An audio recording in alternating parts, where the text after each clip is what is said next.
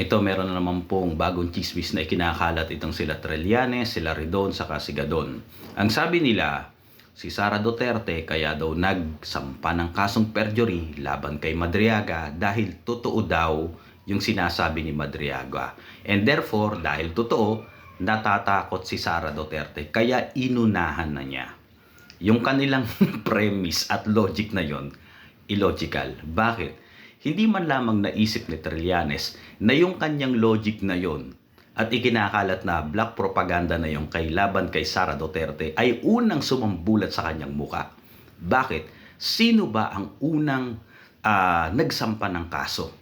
Hindi ba si Trillanes? Kanino niya isinampa yung kaso? Doon sa 18 Marines at Army. Bakit siya nagsampa? Dahil pinagbibintangan siya or may aligasyon sa kanya na nakatanggap siya ng pera at sabi nga siya yung nag-accommodate sa mga ICI investigators.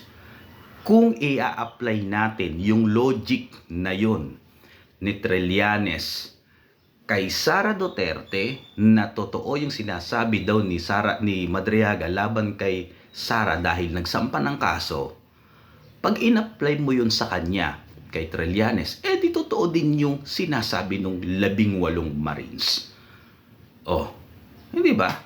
Kaya sabi ko nga sa iyo, Trillanes, bago ka gumawa ng anumang ipapakalat mo na black propaganda laban kay BP Sara, mag-isip ka muna ng maraming beses kasi babalik sa iyo lahat ng sinasabi mo.